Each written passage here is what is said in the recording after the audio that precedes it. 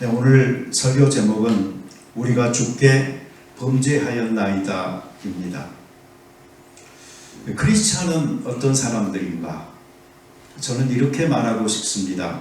어떤 상황에서도 하나님의 뜻을 찾고 그리고 하나님께서 하실 일을 기대하기를 멈추지 않는 사람들이다. 그래서 그들은 어떤 상황에서도 희망을 갖고 기다리게 됩니다. 이 세상에는 고난이 참으로 많습니다. 그리고 누구나 고난으로부터 자유롭지 않습니다.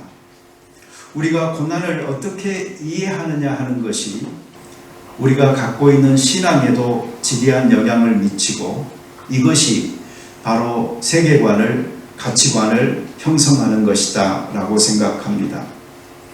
오늘 본문은 이스라엘 백성들에게 임한 가뭄을 배경으로 하고 있습니다. 사람들이 우물에 가도 물을 얻지 못하여서 빈 그릇으로 돌아옵니다. 가뭄에는 모든 것이 타서 말라버립니다. 땅이 갈라지고 암사슴이 새끼를 낳았지만은 먹일 풀이 없어서 버려버립니다. 들나귀는 벌거벗은 산 위에서 승냥이처럼 헐떡이며 그 눈조차 흐려집니다. 이러한 상황에서 에레미야는 기도합니다. 그 기도가 바로 우리가 읽은 본문의 말씀인 것입니다. 성경에서 가뭄은 종종 하나님의 말씀을 순종하지 않은 것에 대한 그 죄악에 대한 벌로서 언급되고 있습니다. 그래서 어떤 이들은 고난을 하나님께서 내리는 심판이다 라고 말합니다. 이것은 사실일 수도 있습니다. 그러나 그렇지 않을 수도 있습니다. 그래서 우리 크리스찬들은 이 가운데서 균형을 잘 잡아야 되는데 제가 오늘은 이 심판과 시험이라는 측면에서 고난을 이해하는 것에 대해서 설명을 드리려고 합니다. 사실 우리가 사는 이 세상 그 자체가 무엇인가 하는 것을 좀 직시할 필요가 있습니다. 타락한 세상입니다. 너무나 절망적입니다. 점점 더 무개념과 무질서로 치닫고 그리고 죄는 만연해지고 사람들의 행위들은 심판을 부르고 있습니다. 오히려 심판을 부르지 않으면 이상할 만큼 타락한 모습들도 우리는 자주 접하게 됩니다. 가뭄뿐이 아닙니다. 화재가 발생하고 전쟁은 계속되고 물 부족 사태가 심각해지고 환경의 변화로 인하여서 나라들이 죽겠다고 아우성입니다. 마지막 날에 대한 사인들이기도 합니다. 우리는 우리의 삶이 점점 더 풍요롭고 안정되어져 가면서 이러한 세상에 대한 그리고 성경의 전망에 대해서 시야를 놓쳐버릴 때가 많이 있습니다. 그러나 우리는 충분히 객관적이어야 합니다.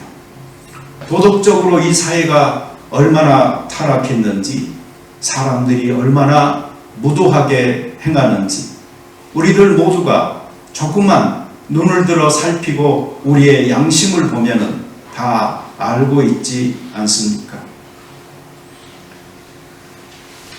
지난 한 주간 동안 이태원 참사로 인해서 다들 마음이 아팠을 텐데 그 아픈 와중에도 함께 흘러내려오는 뉴스들은 어떤 것들이 있었습니까? 한국에서 있었던 일입니다. 내연녀를 때리고 세탁기에 넣고 돌리고 가혹행위와 폭행을 반복한 혐의로 어떤 사람에게 3년 6개월이 선고됐습니다. 이것은 워싱턴에서 있었던 일입니다. 남편에게 칼을 맞고 입에 재갈이 물린 채 산채로 매장당했던 여성이 스스로 그 무덤을 파내고 나와서 신고해서 놀라게 된 일이 있었습니다. 한국 부부였어요. 우리는 세상에 너무 희망을 갖지도 말아야 되고, 그리고 너무 큰 기대도 하지 말아야 합니다. 성취와 번영에 취해서 또는 편리하고 화려한 문명에 가려서 우리가 제대로 보지 못하고 또는 제대로 보기를 거절한 채로 세상과 유착하여 살려고 또는 편승하여 성공적인 내 삶을 누려보려고만 하고 있지, 우리는 성경적으로 이 세상이 어떠한 현재의 상태인지를 애써 눈을 가리고 있는지도 모르겠습니다.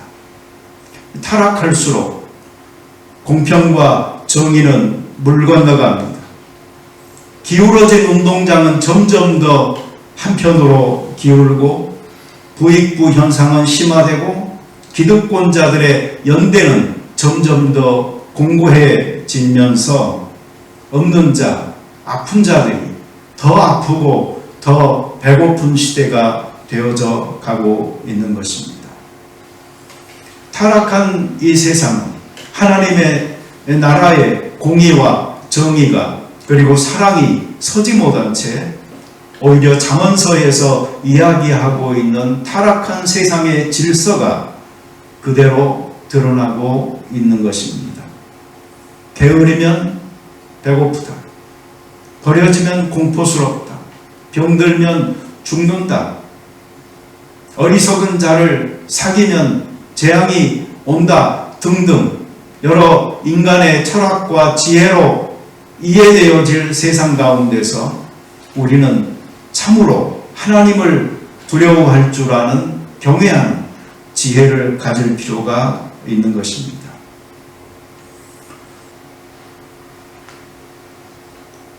분명히 이 세상에 있는 고난, 고통은 죄와 연관되어져 있고 그것은 심판의 한 부분이라는 것을 우리는 인정할 필요는 있습니다. 어떤 사람들은 이런 현상을 보면서 시험에 빠집니다. 내가 가지고 있었던 신앙마저 흔들리고 정의롭고 자비하고 사랑스럽고 은혜롭고 인자하신 하나님은 과연 어디 있는가라고 소리 지르게 됩니다. 그것은 에레미야도 예외가 아니었습니다. 그래서 그는 오늘 그의 기도 가운데서 하나님은 어디 계시느냐고, 왜 하나님께서는 며칠 머물다 갈 나그네처럼 그렇게 행하고 계시느냐고 이야기하고 있는 것입니다. 여러분, 저는 이러한 신앙적 의문과 해위에 빠지는 것을 추천합니다.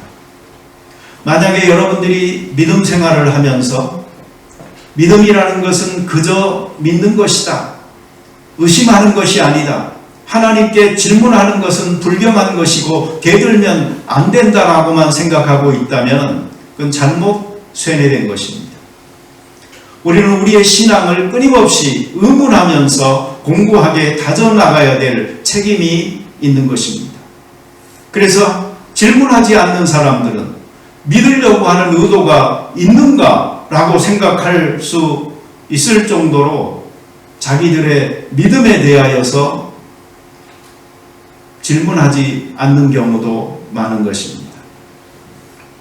거기에 빠져서 헤어나오지 못할 정도가 되면 곤란하겠지만, 그러나 헤어나올 수 있을 정도의 믿음이 있는 사람들은 그 정도의 흔들림이 자기 속에 있을 만큼 심각하게 그 질문을 던지고 답을 찾기 위해 노력해야 되는 것입니다. 아니면 기독교는 반지성적이요 광신적인 신앙의 형태를 가지고 있는 사람들로 채워지고야 말 것입니다. 방황하더라도 바로 그것이 신앙이 자라고 성숙하는 것입니다. 왜냐하면 우리는 믿지 않고 싶어서 정말 애를 쓰고 환장하는 사람들이 아니고, 정말 믿기 위하여, 믿고 싶어서 의문을 던지는 편에 서 있는 사람들 아닙니까? 그렇다면 사회적인 재앙이요, 참사가 일어난 이러한 시간에 하나님을 향하여 질문하십시오. 그리고 우리 사회에 대하여서 질문하십시오.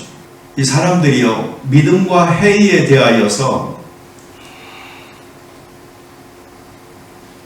어떤 다리를 건너기 어려운 이유 중에 하나가 뭐냐면 이 극단적인 둘 중에 하나, 안 믿는 것 그리고 믿는 것만 생각하기 때문입니다. 믿지 않는 것, 그것은 믿음이 아니라, 그리고 그 중간은 아예 없는 것처럼 우리가 취급하고 있는 것입니다. 그러나 믿는 자들로서 정말 믿기 힘든 이 부분은 믿음의 100%의 그 확신을 기준으로 말하기에 힘든다고 하는 것이지, 결코 그것이 믿음이 없거나 믿음이 작거나 해서 그러는 것은 아닌 것입니다. 여러분, 이런 과정을 거쳐서 우리는 믿음이, 그리고 믿음을 가진 자가 어떠하다는 것을 증명해 내야 되겠습니까? 욥의 경우가 모범적입니다. 욥은 여러 가지 시험과 시련을 당합니다. 그리고 그것을 통하여서 그가 증명해 내고야 마는 것은 무엇이었는고 하니, 자신의 믿음이 일시적으로 자기에게 주어진 이 세상에서의 물질적인 유복한 행복한 삶에 기초한 것이 아니다라는 것을 증명해 내는 것입니다. 이 모든 것들이 다 자기에서 사라진다 할지라도 그 하나님에 대한 신앙의 흔들림 없음을 욥은 증명했던 것입니다. 만약 그에게 그 고난이 닥치지 않았다면 그는 그 믿음을 증명할 기회가 없었을 것입니다. 우리에게도 닥치는 이러한 시험과 여러 가지 시련들은 이런 상황에서도 우리가 회의하면서도 하나님에 대한 신뢰를 끊임없이 가지고 갈 수 있느냐라는 사실을 도전하게 될 것입니다. 우리가 몇 주 전에 살펴봤듯이 하박국 선지자도 자기가 사는 사회에 대해서 의문을 던지지 않습니까? 유다가 너무나 타락했다고, 정의가 사라졌다고, 왜 불의한 자들이 더 형통한 거냐고 하나님을 향하여 항변하고, 하지만 하나님께서 블레셋 갈대아 사람들을 통하여서 그들을 벌하기로 계획하고 있다라는 말을 듣고, 그래도 하나님의 자녀들인데 우리보다 더 불의한 자들을 통하여서 왜 우리를 심판하려 하십니까? 라고 말했지만 결국은 하나님께서 하시고자 하시는 그 부흥을 수년 내에 이루어 달라고 말하지 않습니까? 그리고 그의 결론은 3장 17절부터 이렇게 나옵니다. 비록 무화과 나무가 무성하지 못하며 포도나무에 열매가 없으며 감람나무에 소출이 없으며 밭에 먹을 것이 없으며 우리의 양이 없으며 외양간에 소가 없을지라도 나는 여호와로 말미암아 즐거워하며 나의 구원의 하나님으로 말미암아 기뻐하리로다. 주 여호와는 나의 힘이시라. 나의 발을 사슴과 같게 하사 나로 나의 높은 곳에 다니게 하시리로다. 여러분, 세상이 좋습니다. 오늘 날씨 너무 좋죠. 이런 날은 사람들이 굿모닝 하면 글로리어스 데이라고 이야기합니다.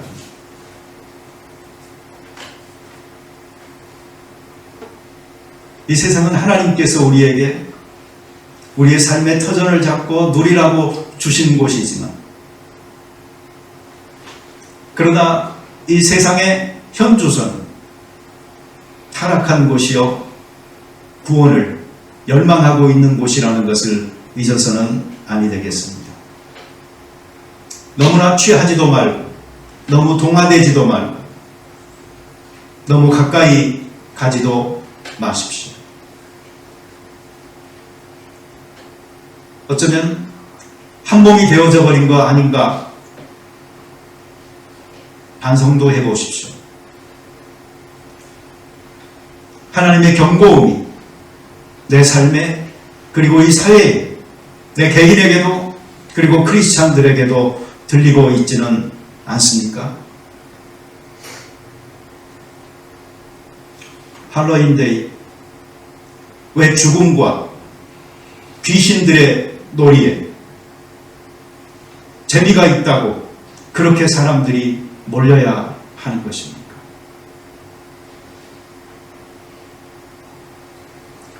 이런 점에서 저는 그리스도인들이 정말 성령 강림일을 너무 소홀히 하고 있는 것 아닌가 하는 생각을 하게 됩니다. 성령 강림일은 예수님의 부활 후 50일째를 기념하는 것이고 그때에 교회가 탄생한 것을 우리가 기념합니다. 서방교회에 있어서는 그냥 하루 정도 이렇게 기념하는 것으로 끝나지만 이 동방교회는 그 기간 전체를 할로윈이 아닌 바로 이 성령의 강림을 축하하는 절기로 삼고 기념하는 것을 보게 되는데 우리 교회도 내년에는 이 성령의 강림일을 정말 한 날이 아니고 50일 동안 기념하여서 오히려 이 성령의 능력을 악한 영들의 흉흉함을 물리쳐 나아갈 수 있는 교회가 될 수 있도록 그리고 이 사회에 오히려 이 성령의 축제가 빛의 축제가 이루어질 수 있도록 힘써야 되겠다 생각을 해봅니다. 7절에 보면 여호와여 우리 죄악이 우리에 대하여 증언할지라도 주는 주의 이름을 위하여 일하소서라고 이야기합니다. 바로 이것입니다. 이 사회는 원인이 무엇인가를 찾고자 합니다. 누구의 책임인가를 묻고자 합니다. 원인을 찾고 책임을 지워서 벌함으로 어쩌면 피해자인 것처럼 가해자인 우리들 스스로의 죄책으로부터 벗어나고자 하는지도 모르겠습니다. 그런데 이때에 우리 믿음을 가진 크리스찬들은 한결같이 이야기할 줄 알아야 합니다. 하나님이여 우리의 죄악이 큽니다. 우리를 용서하소서라. 그래서 우리의 책임인 줄 알고 우리의 사랑 없음을 우리의 거룩하지 않음을 반성하면서 하나님 앞에서 다시 한번 갱신하고 회개의 자리로 나아가서 이 사회에 작은 빛이나마 우리가 비출 수 있도록 품을 수 있도록 해주세요라는 기도를 드리는 귀한 이번 계기가 되어졌으면 좋겠습니다. 다음 주는 제가 이 고통에 대한 또 다른 측면들에 대해서 이야기를 드리고자 합니다. 우리 같이 기도 드리겠습니다. 자비로운 주님 감사합니다. 이 참사를 당하여 모두가 슬프고 아픕니다. 내 자식 아니고 내 동네 사람 아니고 내가 살고 있는 나라가 지금 아니지만 다 내 자식 같고 내 형제 같고 자매 같고 내 나라 내 백성 내 가족 같은 이유는 아직 못다 이룬 꿈을 아직 다 들지 못한 철을 가지고 거기에서 인생을 마감할 수밖에 없었던 젊은이들 때문입니다. 주여, 기도하옵나니 그들의 영혼을 품에 안으시고 위로하시며 그들의 가족을 이 슬픔으로부터 건져 주시옵소서. 시간이 지나면서 점점 더 치유하여 주시고 이 일들을 계기로 이 세상 사는 일에 더욱더 지혜롭고 단단해지는 귀한 피해자의 가족들이 될 수 있도록 축복하여 주시옵소서. 또한 이런 일을 맞으면서 죄악에 대한 심판이다라고 쉽게 말하는 자들의 입을 봉하여 주시고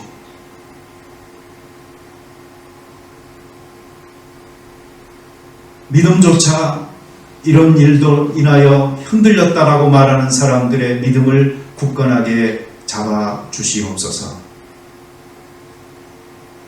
오히려 끊임없이 의문함으로 하나님께 더 다가가게 하시고 하나님의 뜻을 찾을 수 있도록 하시고 하나님의 뜻 안에서 소망하기를 멈추지 않는 기다림으로 한결같은 믿음의 신실함을 보이는 귀한 저희들 되게 도와 주옵소서. 예수님의 이름으로 기도드립니다. 아멘.